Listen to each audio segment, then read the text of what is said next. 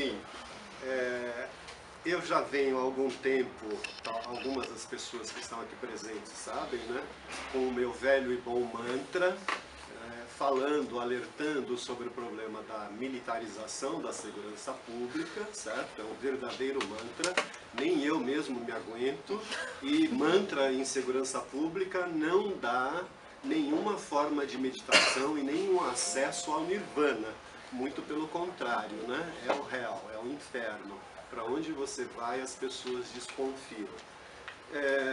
Este mantra era um mantra não só no sentido do debate tradicional a respeito do fato de que segurança pública não é uma questão militar, certo? Segurança pública teria que ser passada finalmente para as autoridades civis, o que implicaria necessariamente a desmilitarização das nossas polícias militares, mas mais do que isso, né, o meu mantra dos últimos 5 anos é tentar apontar uma militarização geral da segurança pública e não só das polícias militares, certo?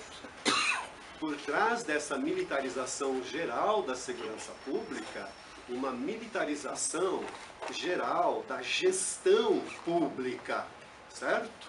Com a presença cada vez mais importante, mesmo nos governos Lula e Dilma, das polícias militares, de profissionais da área militar, né, de policiais da reserva, fazendo parte das principais fóruns de debate, de gestão, não só de políticas públicas na segurança, mas de políticas públicas no sentido mais geral do termo, certo?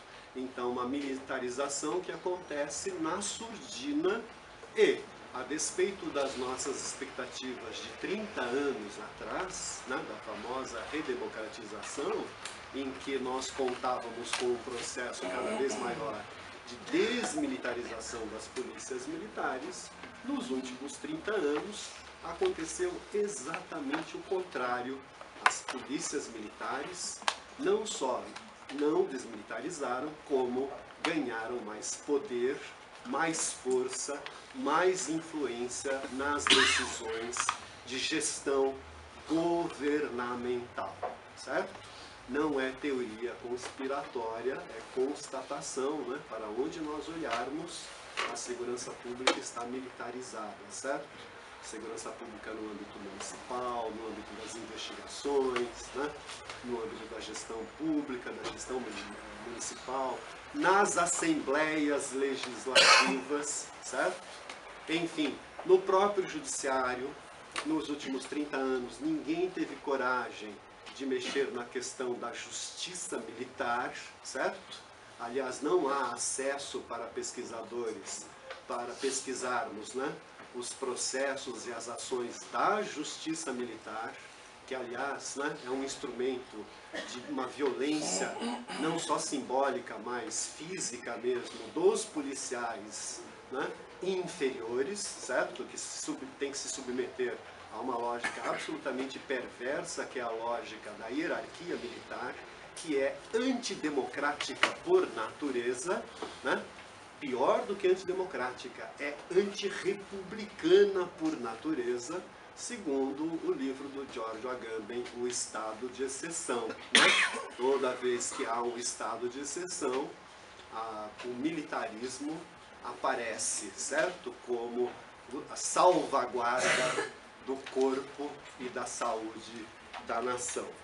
Enfim, como estamos falando de segurança pública e polícia militar, nos últimos 2 anos eu estou envolvido com um projeto de pesquisa financiado por 2 fontes diferentes. Uma delas é o IPEA, né, do governo federal, que financiou uma pesquisa nacional sobre letalidade em ações policiais. Neste nacional, o Paraná não foi contemplado, né? Foram apenas 9 estados, dentre os quais São Paulo, Rio de Janeiro e na região sul apenas o Rio Grande do Sul. Mais outros 6 estados foram contemplados, inclusive o Distrito Federal. Essa pesquisa já se encerrou, o relatório já foi entregue para o IPEA e para a Secretaria de Assuntos Legislativos do Ministério da Justiça aguarda a publicação e, como nós já sabemos, né, podemos intuir, esta publicação não vai acontecer porque, evidentemente, o resultado das pesquisas é calamitoso, certo? Em todos os estados, a polícia militar exerce uma tirania sobre os suspeitos nas comunidades periféricas, particularmente jovens não brancos, e essa história se repete em todas as comunidades, em todos os estados, certo? A polícia, inclusive, a polícia militar, inclusive alguns batalhões e alguns setores da polícia militar têm, e eles não escondem isto, autorização para matar, né? Então, a despeito dos últimos 30 anos de um debate, de pressões da sociedade civil, né? De incorporação dos direitos humanos na Constituição, né? E em várias práticas governamentais, o fato concreto é que o cachorro enlouquecido escapou das suas amarras, né? Da sua focinheira. Nós não conseguimos colocar a polícia militar sob o domínio do direito e da lei. E isso se reflete nos números ainda absolutamente escandalosos, né? Paulo Sérgio Pinheiro diria pornográficos, né? Da violência letal produzida pelas nossas polícias. A outra fonte de financiamento foi um temático da FAPESP, né? Um projeto grande, orientado pela professora Vera Teles, que nos permitiu aprofundar a nossa pesquisa do IPEA, analisando principalmente boletins de ocorrência e processos investigativos relacionados à letalidade policial. No caso, a letalidade provocada pela ação da polícia, né? Ou seja, a letalidade de não policiais. Vocês conhecem toda a ladainha, né? E ela vai se repetir agora no governo federal, a total indisponibilidade de acesso às fontes oficiais que na sua origem são públicas, certo? Então o Estado de São Paulo fechou as portas. O nosso futuro, né? Talvez secretário nacional de segurança pública, é um desses indivíduos, enfim. Nós conseguimos acesso às informações, não foi pelas ouvidorias de polícia, porque algumas ouvidorias de polícia estão militarizadas, certo? Tem assessorias de policiais militares, em alguns casos elas são coordenadas por policiais militares reformados, certo? Então não tem autonomia, mesmo em São Paulo, que é uma das ouvidorias mais antigas do Brasil, e uma das mais ativas, né, no sentido de denunciar a violência policial, nosso atual ouvidor não franqueou acesso aos dados para esta pesquisa, alegando problemas éticos e problemas de pressões vindas de lugares não definidos. E nós sabemos de onde são essas pressões, né? Nós conseguimos acesso aos dados, muito parciais e problemáticos, a partir do trabalho da Defensoria Pública. A Defensoria Pública do Estado de São Paulo nos forneceu material para que a pesquisa pudesse ser prosseguida. Eu trago aqui para vocês, então, uma ladainha diferente, né? Não é a ladainha da militarização, mas vamos dizer assim, é a ladainha dos efeitos da militarização da segurança pública, certo? Que é a questão da letalidade policial. Eu intitulei aqui a minha apresentação de morte de um não inocente entre aspas, a lógica da exceção como explicação para o dispositivo letal em São Paulo. Então, como eu sou uma pessoa muito tímida, mas eu falo demais, e tendo em geral a me perder nas minhas próprias considerações, eu vou pedir permissão para vocês de ler aqui alguns trechos e ir comentando, e aí eu vou até onde a banca, o coordenador, me permite. A morte de um não inocente. Tudo bem? A lógica da exceção como explicação para o dispositivo letal em São Paulo. Então estou aqui jogando com Agamben e com Foucault, né? o Foucault fala, o problema não é a estatização da sociedade, o problema é a governamentalização do Estado, né? Então eu estou colocando nesta ideia a militarização do Estado, né? A nossa governamentalização é uma governamentalização de caráter militar, certo? Então é um dispositivo militar, né? É um modelo militar de ação e de gestão pública que está penetrando todos os poros da nossa frágil democracia. Então eu vou lendo aqui, me desculpem, tá bem? Se vocês não entenderem, por favor, levantem a mão, que eu repito com o maior prazer e vocês pressionem o Pedro para eu ganhar alguns minutinhos toda vez que isso acontecer. Enfim, o problema da letalidade policial tem chamado a atenção pública desde o processo de redemocratização do Brasil. O problema acirrou-se no contexto dos massacres dos anos 90, Candelária, Vigário Geral, Carandiru, Eldorado dos Carajás, com a presença de policiais militares como seus principais perpetradores. A partir de então, vários mecanismos foram criados para tentar controlar a violência letal, com destaque para as ouvidorias de polícia. A letalidade policial, a partir daí, conheceu uma estabilidade e mesmo, em alguns anos, uma certa redução na década de 90, certo? Desde 2000, no entanto, a letalidade retornou ao debate público e foi possível observar um incremento nos estados mais importantes, inclusive em São Paulo, dos seus números. Entre 2009 a 2013, 11 mil pessoas foram mortas em decorrência de ações policiais. No mesmo período, a letalidade policial foi de 1.770 policiais, o que mantém uma certa estabilidade, não é?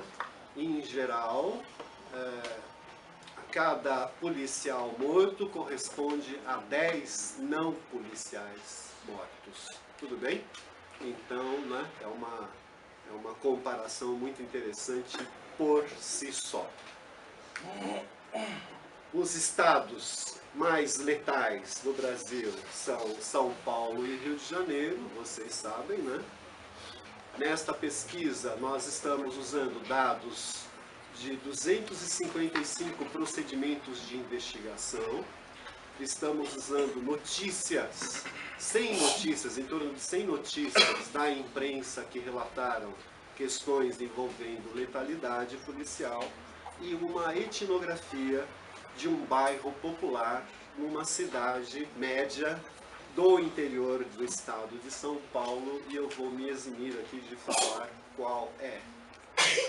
Os dados oficiais, como vocês sabem, são precários, eles não permitem desagregações, letalidade é qualquer coisa, certo? Então é por isso que a pesquisa é importante.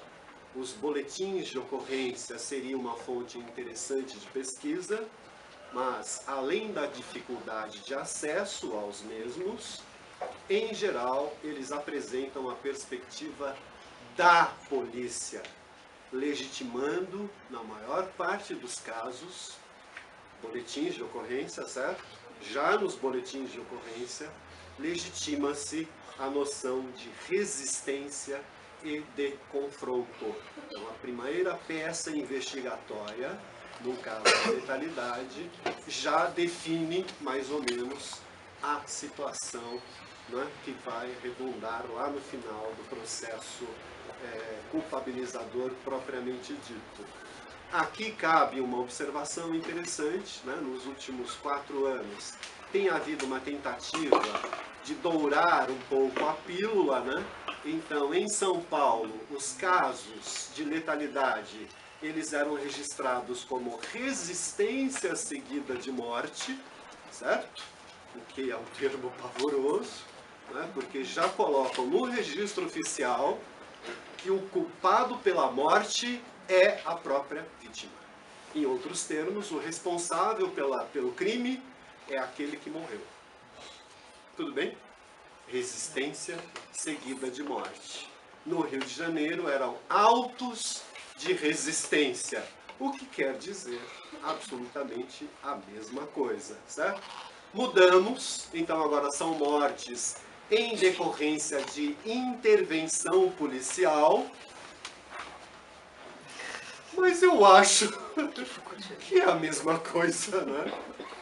Nós conseguimos observar, antecipar um pouco o resultado aqui, é que a maior parte das ações, elas não são ações que decorrem de confronto, né?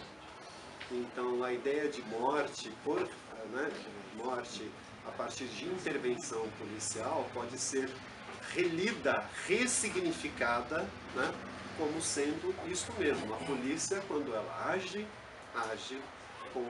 buscando o resultado morte. Aqui então cabe uma discussão importante, né? Se vocês forem olhar a bibliografia parca, frágil, medíocre que nós produzimos nos últimos anos sobre a questão, uma questão tão relevante como esta, né? Mas a pesquisa no Brasil ela é muito pobre, certo? Essa pesquisa nacional tentou contemplar um pouco essa lacuna, com muita dificuldade, em todos os estados, inclusive em Brasília. Mas as poucas pesquisas que tem e o próprio discurso oficial trabalham com uma noção de letalidade quando diz respeito aos não policiais que são mortos, certo? E de vitimização policial para os casos em que o policial é morto. Então, na nossa pesquisa, nós já começamos com um problema conceitual, certo? Letalidade é letalidade de policiais e de não policiais. Tudo bem? Então, eu vou falar aqui de letalidade no geral, mas estou falando mais de letalidade de não policiais. Deixando um pouco de lado a questão da letalidade dos policiais, que eu vou, né, se der tempo, falar alguma coisa a respeito. E se não der tempo, por favor, alguém me faça uma pergunta. A gente sempre fica muito feliz quando tem uma pergunta. Então, cuidado com o termo que a imprensa e os órgãos oficiais estão usando, e muito provavelmente vão usar muito mais frequentemente a partir de agora, né? Vitimização policial, certo? Tomem cuidado, né? Então é aquela ideia, o não policial ele é o algoz e a polícia é vítima. E isto já é um dispositivo da letalidade, certo? Que justifica uma morte em decorrência da ação de uma outra morte que evidentemente não é oficial. Então, o problema do conceito de letalidade não é só esse. O problema é que o conceito de letalidade ele é muito restrito. Ele não inclui outras formas de violência policial, né? Que pertencem ao dispositivo letal no Brasil e que nós não associamos. Elas estão na pesquisa desassociadas. Isso é assombrosamente preocupante. Então, chacinas, desaparecimentos, corpos achados, execuções sumárias não são incluídas na categoria letalidade. A categoria letalidade, então, ela é neofilizada, certo?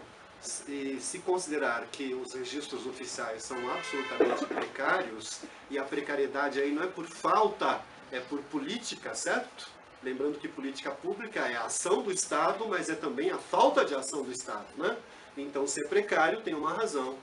Então, os dados sobre a letalidade no Brasil são muito maiores e muito mais preocupantes, certo? Porque esses fenômenos, essas categorias, não são computadas no quadro geral daquilo que nós chamamos letalidade no Brasil. Esta é uma longa luta que teremos que fazer para que os dados sejam melhorados, né, no sentido de que categorias possam ser incluídas nesta discussão. A perspectiva da construção oficial da letalidade aponta para mortes ocorridas em decorrência de perseguições, após roubos e sequestros, em decorrência de confrontos, de troca de tiros. Portanto, a categoria letalidade, ela é uma construção jurídico-policial em que, na sua maior parte, está em questão a perspectiva da polícia de justificação desta letalidade. que é muito difícil romper este círculo que se criou em torno dessa temática. Mas nós tivemos pesquisas nessa área, né? Então as pesquisas sobre o tema da letalidade, em geral, se debruçam sobre os números oficiais para identificar o grau de uso excessivo da força ou de uso da força excessiva. As pesquisas trabalham com os dados oficiais para medir, com o propósito de medir o uso excessivo da força ou o uso de força excessiva. Tudo bem? O uso excessivo da força significa o seguinte: qualquer coisa usa força. E o uso da força excessiva quer dizer o seguinte: toda vez que usa força letal. Né?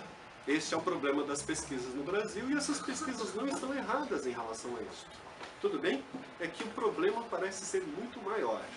Então, as pesquisas em geral trabalham com as seguintes correlações, usando os dados oficiais. Tudo bem? Brutos, números, né? Então, correlações numéricas, estatísticas. O número, então, se compara, em primeiro lugar, o número de mortes de policiais e de não policiais, o número de mortes de policiais e não policiais com o de feridos, o número de mortes de não policiais e os números gerais dos homicídios, e o número de mortes de policiais no serviço e fora de serviço. Em geral, as pesquisas trabalham com essas 4 categorias. Né? Apesar das dificuldades desse tipo de comparação, por causa dos dados, né? Certo? Porque assume que os dados são unificadores, né? Que eles dizem a mesma coisa. Os estudos mostram que a polícia brasileira, desde os anos 90, e alguns estudos vão até um pouco mais remotamente, como no caso de São Paulo, né? Mostram, e as nossas pesquisas não mostraram diferença em relação a isso hoje, nos anos 2000. Né? A polícia brasileira mata mais do que morre, mata mais do que fere, mata mesmo quando as taxas de homicídio estão em queda, as taxas gerais de homicídio estão em queda, e mata mais em serviço e morre mais fora do serviço. Certo? Os dados estão aí, então só o resultado dessas pesquisas já ativam qualquer ideia de que há um confronto entre policiais e criminosos altamente armados. Outro aspecto das pesquisas sobre letalidade é a identificação das vítimas e do padrão do uso de força letal nelas, vítimas, aplicados. Né? Assim, as vítimas são quase sempre jovens de periferia, negros e pobres. É muito interessante, né? O dispositivo letal das nossas polícias está relacionado, de uma certa forma, isso é uma hipótese que poderia ser verificada, então conclamo as pessoas que trabalham nessa seara, né? Compartilhar as suas reflexões comigo, né? O dispositivo, ele funciona, na sua maior parte, no que diz respeito ou contra aquelas pessoas e aqueles grupos desprovidos de poder. Tudo bem? Não é contra grupos poderosos, criminosos, altamente armados, crime organizado. De tempos em tempos isso pode acontecer, mas na média, não. Na média, a polícia, ela age contra quem não tem outro meio de se defender. A polícia mata pessoas que não podem se defender. Pessoas, grupos de pessoas que não são, por exemplo, então, consequentemente, ameaças à segurança pública. Enfim, justamente estão envolvidos com o tráfico de drogas e com uma trajetória do crime e no sistema punitivo. Em termos de padrão de uso de força, ela é maior, a maior parte dos usos de força ocorrem em casos de absoluto uso excessivo, né? Então, são vários tiros, em geral em locais vitais e em posições que indicam execução sumária. As pesquisas também procuram estudar os inquéritos policiais e os procedimentos judiciais, a atuação do Ministério Público, do Judiciário, a partir dos exames periciais, né, presentes nas peças criminais, etc. Partindo desta análise, algumas pesquisas, inclusive uma bem recente, né, organizada pelo professor Michel Misse, da Federal do Rio de Janeiro, mostraram, né, que o procedimento de investigação ele compõe um quadro mais amplo de um processo de construção da impunidade policial. Então, os procedimentos, ao invés de serem instrumentos de punibilidade, eles se tornam, ao contrário, processos de impunidade, certo? Quando, finalmente, um caso de letalidade chega ao júri, na maior parte dos casos, o júri inocenta. Aliás, o Ministério Público, quando age nesses casos que nós pesquisamos, ele age protegendo os policiais contra as vítimas mortas. O próprio Ministério Público tem trabalhado com a lógica, e isso é lastimável, né? Com a lógica de que a vítima foi um não inocente. Tudo bem? A única atuação que difere destas coisas todas tem sido a atuação da Defensoria Pública, no caso específico que nós acompanhamos em São Paulo. Em regra, as pesquisas acionam várias explicações para a letalidade e para a impunidade. Apoio popular à polícia, cultura policial pouco afeita aos princípios democráticos, legado autoritário, corporativismo, militarismo. Vocês sabem que a polícia que mata é a polícia militar, né? Todas as polícias matam, mas 90% das mortes é pertencente ao campo de atuação da polícia militar. Enfim, e dizem outras coisas, né? Falta de controle externo, de transparência, controles internos viciados, falta de preparo das agências policiais para investigar seus próprios quadros, etc. Obrigado. Nós percorremos todas essas mesmas questões. Todas essas questões fazem parte da nossa pesquisa e pertencem ao mesmo horizonte. O quadro não mudou. 30 anos depois da redemocratização, o quadro não mudou, certo? Continuamos produzindo políticas públicas que estimulam a violência policial, né? Diante disso, a nossa pesquisa colocou uma outra questão. Então a questão é a seguinte: se a polícia mata e não há política pública que contenha este quadro, muito pelo contrário, né? As políticas públicas recentes têm estimulado, né? Têm estimulado a violência letal, né? No Rio de Janeiro, em São Paulo e mesmo no Rio Grande do Sul, entrevistando as pessoas, né? Os operadores do direito, os operadores policiais.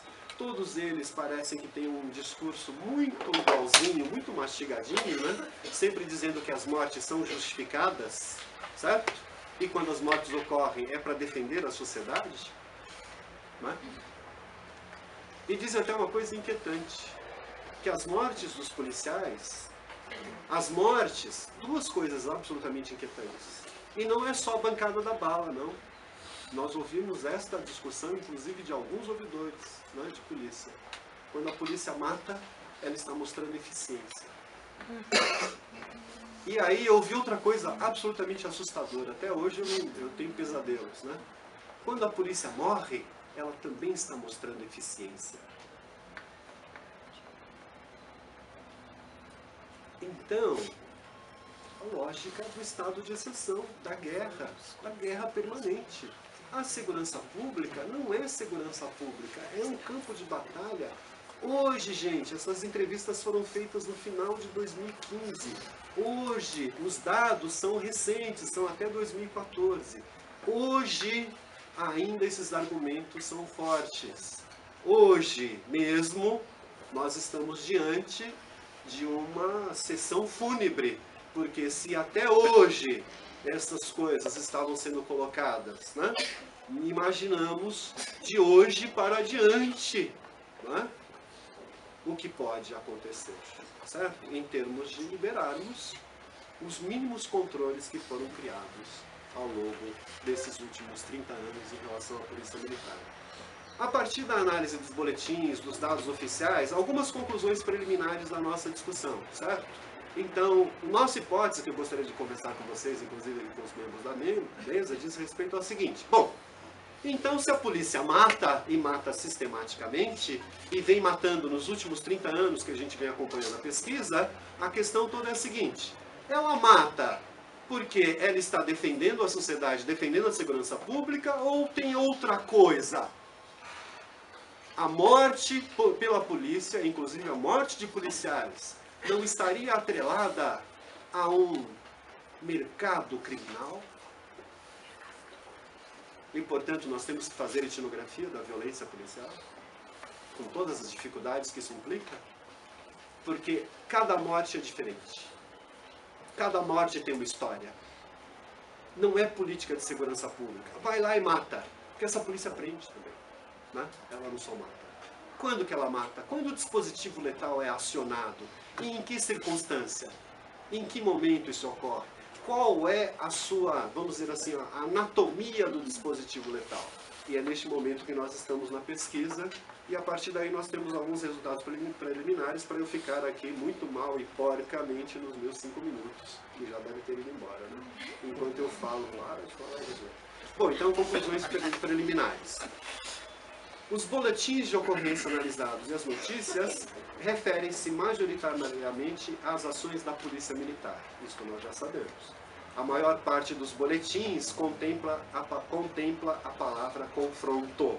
A maior parte dos boletins aponta a utilização da palavra resistência. A maior parte indica o porte de armas de fogo com os criminosos. A maior parte indica desproporção de poder de fogo do criminoso e da polícia. As ocorrências de morte de policial e de morte de não policial não correspondem. Tudo bem? As mortes de policiais e não policiais não correspondem. Não são parte do mesmo fenômeno. Os procedimentos judiciais de responsabilização são frágeis e constituem, na verdade, mecanismos de constituição de impunidade. A centralidade do crime contra o patrimônio em situações com vítimas letais. A letalidade decorre de roubos, furtos, perseguições e sequestros, nos dados oficiais. Nós estamos suspeitando disso. As drogas apreendidas, quando há ação letal, as drogas apreendidas são minoria, são exceção à regra. Quando há morte, não tem drogas apreendidas. Número pequeno de prisões efetuadas no caso de letalidade. A polícia prende ou mata. Quando ela prende, não mata. E quando ela mata, não prende. É uma polícia que prende e mata e morre, mas em ações que não correspondem. O que, portanto, desliga a explicação da guerra contra o crime e o discurso de legitimação desta guerra contra o crime, certo? Não é guerra contra o crime, a letalidade é uma outra coisa assustadora que nós precisamos agora trabalhar no sentido de fazer etnografia disso que está acontecendo, para além dos dados oficiais, que são muito precários e, na maior parte das vezes, legitimam o discurso oficial. Desculpem, sempre quem fala muito tem pouco a dizer. E eu sou uma dessas pessoas. Muito obrigado, bom dia para vocês.